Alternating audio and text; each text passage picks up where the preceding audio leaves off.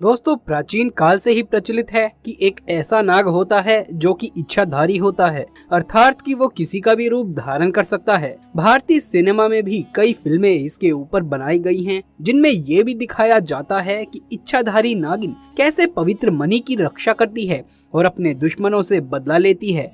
इस घटना की शुरुआत होती है राजस्थान के सिरोही जिले से लगे हुए एक छोटे से गांव से, जहां पर एक विवेक नाम का व्यक्ति रहा करता था। विवेक बहुत ही गरीब इंसान था। उसके पास कुछ गाय थी और कुछ बकरियां थी और वो उन्हें चराता और उनका दूध बेचकर अपने पूरे परिवार का पालन पोषण किया करता था। एक बार उसने अपने छोटे भाई को गाय चराने के लिए जंगल में भेज दिया, परंतु जब वो गाय चराकर वापस लौटा तो विवेक ने देखा कि उसमें से तो एक गाय कम है, शायद वो जंगल में ही कहीं रह गई होगी। उसके बाद विवेक ने अपने छोटे भाई से कहा कि तुम यहीं रुको, मैं जंगल में उस गाय को ढूंढ कर आता हूँ। जब गाय को ढूंढते ढूंढते वो बीच जंगल में पहुँच गया तो उसे अपने सामने एक बहुत ही चमकीली चीज चमक रही दिखाई दी। उसने सोचा कि ये कोई बेशकीमती हीरा होगा। उसने नीचे से एक लकड़ी उठाई और उस लकड़ी से उस चमकीली चीज को हिलाने लगा, परंतु उसको बिल्कुल भी इस बात का अंदाजा नहीं था कि वो चमकीली चीज इच्छाधारी नाग की नागमणि थी, जो कि उस नाग के सर में लगी हुई थी। उसकी लकड़ी से थोड़ा सा हिलाने के बावजूद जब वो चमकीली चीज बाहर नहीं आई तो उसने 2-4 बार लकड़ी से उस पर जोरदार वार कर दिया, जिससे उस इच्छाधारी नाग के सर पर चोट लग गई और वो उसी समय वहाँ पर मर गया। जब विवेक को ये समझ आया कि ये तो एक नागमणि है और उसने इच्छाधारी नाग को मार दिया है, तो उसके पैरों तले जमीन खिसक गई। वो बहुत ही ज्यादा डर गया। उसने उस नाग को हिलाकर देखा कि क्या वो सच में मर गया है। वो वाकई में मर चुका था। विवेक ने उस नागमणि को अपनी जेब में डाला और भागकर अपने घर की ओर आ गया और उसने अपने घर में किसी को भी उस नागमणि के बारे में कुछ भी नहीं बताया। फिर उसने नागमणि को अपने हाथों में लिया और एक इच्छा जाहिर करी कि मेरी जो गाय जंगल में रह गई है वो तुरंत ही वापस आ जाए, और अगले ही पल में वो गाय उसके दरवाजे पर आ चुकी थी। ऐसे में विवेक बड़ा ही खुश हो रहा था, मानो जैसे उसकी जिंदगी पूरी तरीके से बदल चुकी हो। अब वो सब कुछ पालेगा जो वो पाना चाहता था। परंतु दूसरी ओर इच्छाधारी नागिन ने नाग को जब मरा हुआ देखा तो वो गुस्से से आग बबूला हो गई। उसने अपने नाग की आंखों में उस कातिल का चेहरा देख लिया था। दरअसल विवेक ने बहुत बड़ी गलती कर दी थी कि इच्छाधारी नाग को वहां पर जलाया नहीं, वो उसे ऐसे ही वहां पर छोड़कर आ गया और उसकी इसी नासमझी के कारण अब वो बर्बाद होने वाला था।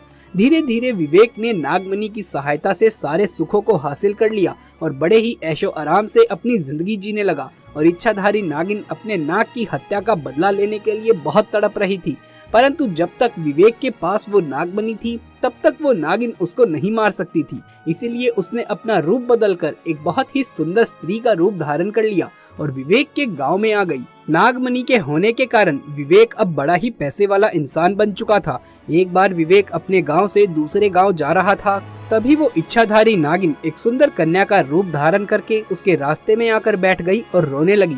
जब विवेक ने उससे उसके रोने का कारण पूछा तो स्त्री के भेष में उस नागिन ने बताया कि मेरा नाम कविता है, मैं अपने पति के साथ पास ही के गांव में रहती हूँ। मेरा पति कल रात किसी स्त्री के साथ शादी करके आ गया और मुझे मार पीट कर घर से बाहर निकाल दिया। अब विवेक को उस स्त्री पर तरस आ गया और उसकी सुंदरता से अब वो आकर्षित हो गया था और उसे वो अपने घर ले गया। धीरे धीरे नागिन और विवेक में दोस्ती शुरू हो गई। वो दोस्ती इतनी गहरी होती चली गई कि विवेक को पता ही नहीं चला कब वो उस स्त्री के प्यार में फंस चुका है। एक दिन विवेक और कविता घूमने गए। एक जगह पर बैठकर कविता ने पूछा कि तुमने गले में ये क्या पहन रखा है, तो विवेक ने कहा ये तो एक मामूली सा ताबीज है। दोस्तों, आपको बता दें वो नागमणि विवेक ने अपने ताबीज के रूप में गले में धारण कर रखी थी।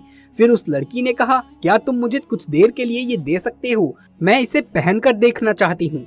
ये सुनकर विवेक बहुत ही ज्यादा चिढ़ गया और गुस्से में उस लड़की को बोला कि मैं ये तुम्हें नहीं दे सकता हूँ।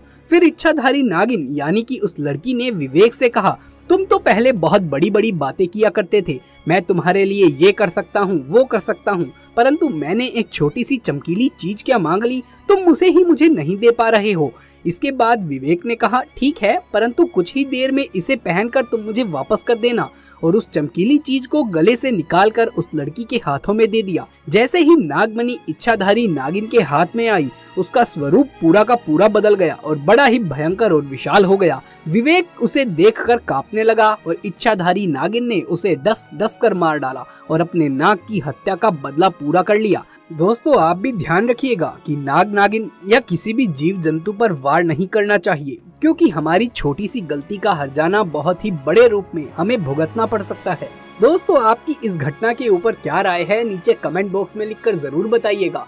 यदि आप भी महादेव शिव के सच्चे भक्त हैं तो कमेंट बॉक्स में हर हर महादेव लिखे बगैर मत जाइएगा। दोस्तों, आप माने या ना माने, परंतु आज भी कहते हैं कि इच्छाधारी नाग नागिन इस धरती पर विचरण कर रहे हैं और समय समय पर अपने प्रमाण भी देते आए हैं। और एक ऐसी ही घटना हम आपको बताने जा रहे हैं, जब 5 साल के एक बच्चे को डूबने से बचाने खुद एक इच्छाधारी नागिन चली आई।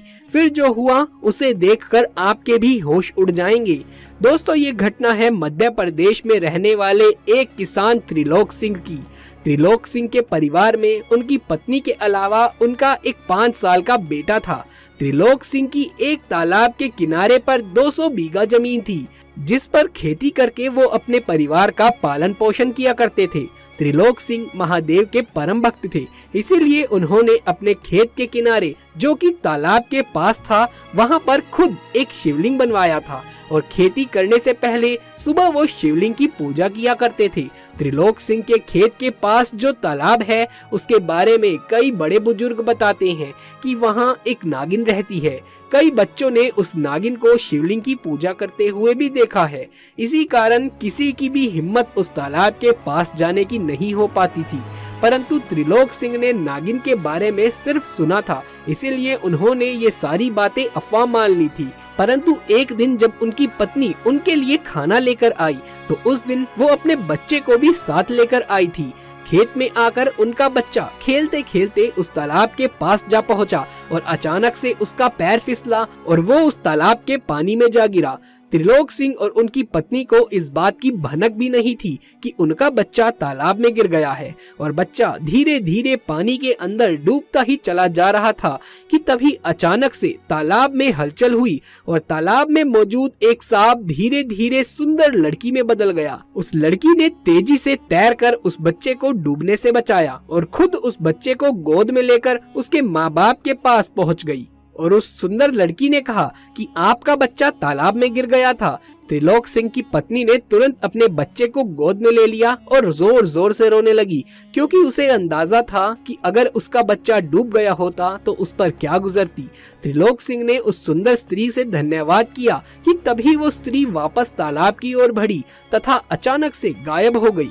त्रिलोक सिंह और उसकी पत्नी दोनों इस चमत्कार को देखकर हैरान थे।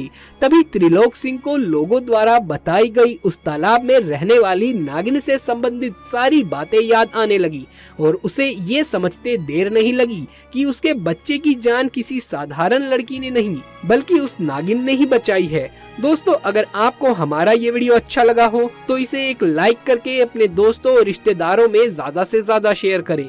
इस घटना के बारे में आपकी क्या राय है, नीचे कमेंट बॉक्स में लिखकर जरूर बताएं। महादेव शिव के सच्चे भक्त कमेंट बॉक्स में हर हर महादेव अवश्य से लिख दीजिए।